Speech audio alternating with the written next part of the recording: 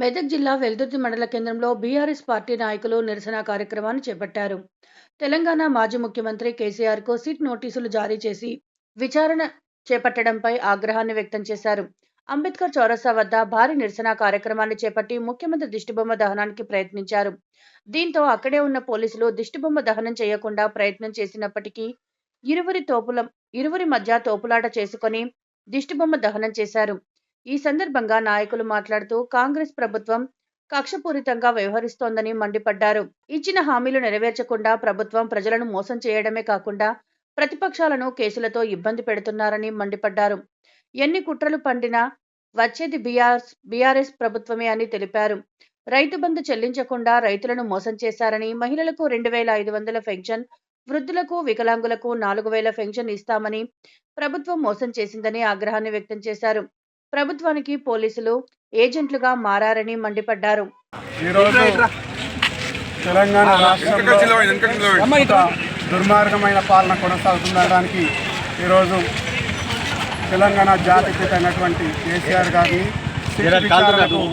పిలవడం ఏదైతుందో మరి పార్టీ తరఫున వెల్దుర్తి శాఖ తరఫున మేము పూర్తిగా ఖండిస్తూ ఉన్నాం. మరి ఈరోజు వారి వైఫల్యాలను తప్పిపుచ్చుకోవడానికి కేవలం వైఫల్యాలను తప్పించుకోవడానికి ఈరోజు 26 నెలల నుంచి కూడా అభివృద్ధిలో శూన్యం, అసలు వాళ్ళు చేసుకునేది చెప్పుకునే లేక కేవలం ప్రజల దృష్టి మళ్లించడానికి మరి ఈరోజు విచారణ పేరిట కేసీఆర్ను, హరీష్ రావును, కేటీఆర్ను ఇంకా అనేక తెలంగాణ రాష్ట్ర సమితి కార్యకర్తలను కూడా మరి విచారణ పేరిట పిలవడం జరుగుతుంది. కేవలం ఈరోజు మున్సిపల్ ఎలక్షన్లు ఉన్నాయి కాబట్టి మరి వాళ్ళని ఏదైతే మానసికంగా ఇబ్బంది పెట్టే ప్రయత్నం చేస్తున్నారు ఇవన్నీ కూడా ప్రజలు గమనిస్తున్నారు. మీరు 26 నెలల నుంచి మరి కాళేశ్వరం విచారణ పేరిట, సిట్ విచారణ పేరిట మరి ఒక దోషిని కూడా మీరు పట్టుకోలేని చాతగాని దద్దమ్మ ప్రభుత్వం ఏదైతే ఉందో మరి వారిని మేము పూర్తిగా ఖండిస్తూ ఉన్నాం. ఇటువంటి చర్యలు పిరికిపంద చర్యలుగా మేము భావిస్తూ ఉన్నాం. మరి దయచేసి మీకు సమయం వచ్చినప్పుడు మీకు తెలంగాణ ప్రజలందరూ కూడా సమాజం అంతా కూడా కర్రు కాల్చి వాత పెట్టే విధంగా ముందు చెప్తారని ఆశిస్తున్నాం. గతంలో ఉన్న గ్రామ పంచాయతీ ఎన్నికలు జరిగినాయి. మరి 40 నుంచి 50% స్థానాలను మేము తెలంగాణ రాష్ట్రంతో గెలుచుకోవడం జరిగింది. మరి ఇప్పుడు జరగబోయే మున్సిపల్ ఎలక్షన్ కావచ్చు, ముందు జరగబోయే ఎలక్షన్లు కూడా పూర్తి స్థాయిలో మరి 80 నుంచి 90% స్థానాలను మేము కైవసం చేసుకోబోతా ఉన్నాం.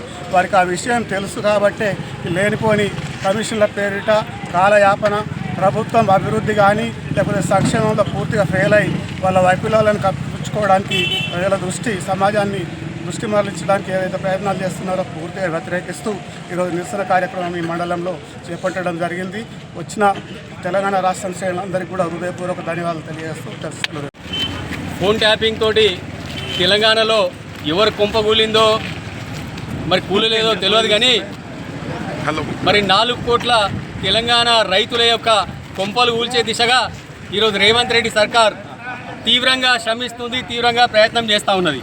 60 ఏండ్ల గోస మరి 10 సంవత్సరాల లోపల మరి కర్షకులకు ఈ 10 సంవత్సరాల లోపల మరి విపరీతమైనటువంటి పాడి పంటలతోటి సుఖ సంతోషాలతో ఉన్నటువంటి ఈ రైతాంగాన్ని పూర్తిగా ఈరోజు నిర్వీర్యం చేసి ఈరోజు మరి సమయానికి కరెంటు ఇవ్వడం లేదు, సమయానికి యూరియా ఇవ్వడం లేదు, కళ్యాణ లక్ష్మి ఎటువైంది, రైతు బంధు ఎటువైంది, రైతు బీమా ఎటువైంది, మరి ఇంకా ఇతరాత్ర మరి ఎన్నైతే నువ్వు బూటకప్పు హామీలు ఇచ్చినావో అవన్నీ కూడా 2,500 మహిళలకు ఏం చేస్తున్నావు, మరి 4,000 పెన్షన్ ఏం చేస్తున్నావు?